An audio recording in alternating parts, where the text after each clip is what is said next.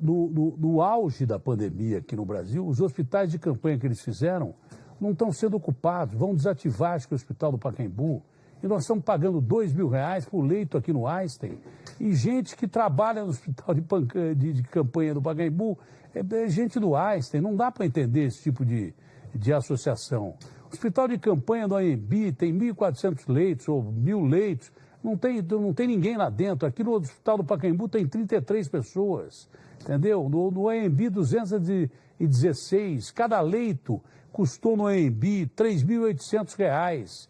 E a gente alugando leito do hospital particular, que também administra o hospital de campanha, que está vazio.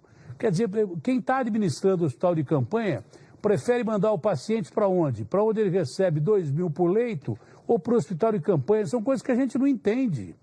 O prefeito de Belo Horizonte, o Calil, falou, eu não fiz hospital de campanha. O governador fez um aqui que está desocupado.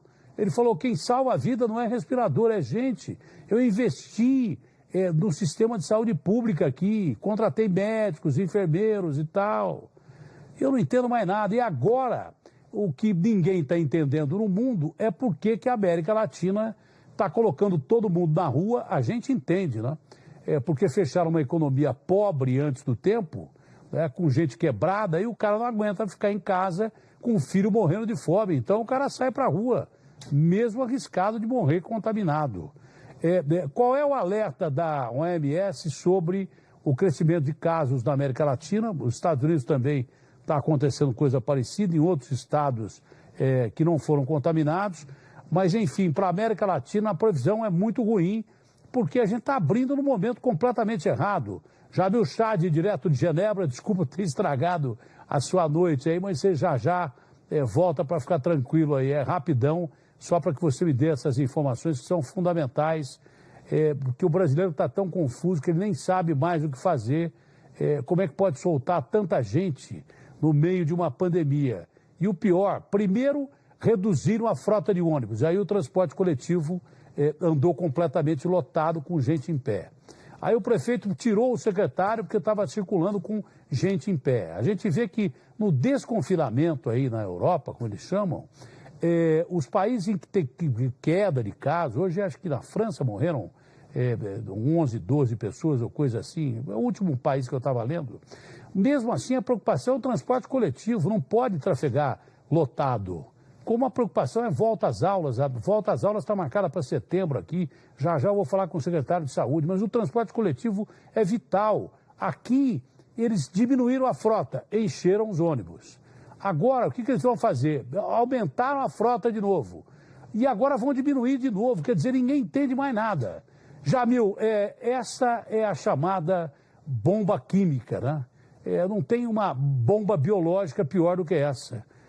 O carnaval aqui foi uma bomba biológica de milhões de pessoas na rua. Na Itália, considera-se a bomba biológica o jogo entre Valência e Atalanta de Bérgamo, onde havia 60 pessoas. Foram espanhóis lá se contaminar e voltaram contaminados para a Espanha e milhares de italianos contaminaram aquela região norte da Itália. Enfim, essa notícia é importante, Jamil, que a Organização Mundial de Saúde diz que esse é o pior momento para se liberar a economia na América Latina. Datena, um prazer falar contigo e, de fato, toda a razão, a mensagem foi exatamente essa. Hoje foi uma coletiva de imprensa muito importante da OMS, apontando justamente para a situação na América Latina. Vamos só colocar no contexto. A América Latina ainda não chegou no pico da doença. Não estamos ainda no ponto mais grave da pandemia na América Latina. Isso, Datena, depois de 6 meses que a emergência global foi anunciada. A emergência global foi anunciada no dia 30 de janeiro. Né? Nós estamos quase aí no dia 30 de junho, ou seja, passaram aí vários meses que, claro, governos poderiam ter se preparado, estratégias poderiam ter sido adotadas. Pois bem, nesse período, o que nós vimos foi a transferência do epicentro, primeiro da Ásia para a Europa e da Europa para a América Latina. Agora, o que diz a OMS? Neste momento, a transmissão ainda é intensa na América Latina, as taxas são extremamente elevadas. Só para você ter uma ideia, Datena, o último número do Brasil, dos últimos 14 dias. Por que 14 dias? 14 dias é o período de incubação do vírus. Então, é um período muito importante para a gente contar. Claro. Não adianta contar desde janeiro, né? Nesses 14 dias, o Brasil somou 390 mil casos, o maior número do mundo, superando os Estados Unidos nesses 14 dias. Então, no período que conta, nós já somos o número 1 do mundo. E aí, como você bem disse, agora solta todo mundo. Segundo a OMS hoje, não é o momento para soltar. Não há condições para soltar. E se soltar, se a opção for para soltar, justamente por esses fatores que você citou, exaustão da população, pessoas basicamente falidas, empresas falidas, e você precisa soltar, muito bem. Então, o investimento precisa acontecer nos testes, no isolamento e nas quarentenas das pessoas que tiveram contato com aqueles pacientes. Investimentos gigantescos. Não adianta só colocar ali a maquininha para ver a temperatura a cada 3 dias. Não, né? Investimentos que a gente não tem dinheiro para fazer. Esse é o detalhe. Exatamente. Olha, então, só para explicar o que o Jamil está querendo dizer, sabe o que acontece? É o seguinte, o bicho escapou da China e começou a pegar a Itália, a França e tal, e os caras estavam vivendo o inverno lá. Eles não tiveram muito o que fazer. O que eles fizeram de imediato? Alguns erraram, mas corrigiram rápido, como foi o caso do prefeito de Milão. Os caras fecharam, imediatamente os caras fecharam. Mas fecharam imediatamente quando o bicho chegou. Aqui, a gente esperou algum tempo, fez até carnaval. Tinha tempo de planejamento, de controle de fronteira, de quem saiu daqui para viajar para país contaminado durante o carnaval, de gringo que veio contaminado para o carnaval. Pelo menos controle de aeroporto a gente devia ter feito com o aparelhinho lá, com o termômetro na cabeça do cara. Não precisava nem botar o tomógrafo para ver se o cara estava com pneumonia ou não, como fizeram os países da Europa e fez a China. Você entendeu? Aqui a gente teve tempo para aprender com os erros da Europa, eles tiveram que fechar lá imediatamente, porque eles ficaram sabendo, pela proximidade do problema, eles ficaram sabendo mais rápido, atacou primeiro lá. Aqui não. Aqui a gente, depois que fez um monte de bobagem, fechou um monte de gente cedo demais para aguentar 3, 4, 5 meses de uma economia quebrada e tarde demais para evitar que tivesse tanta gente contaminada e que ficou presa dentro de casa que não aguenta ficar mais.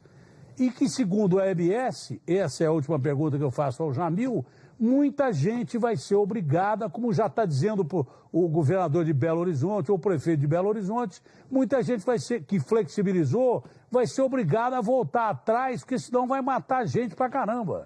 Não é isso, Jamil?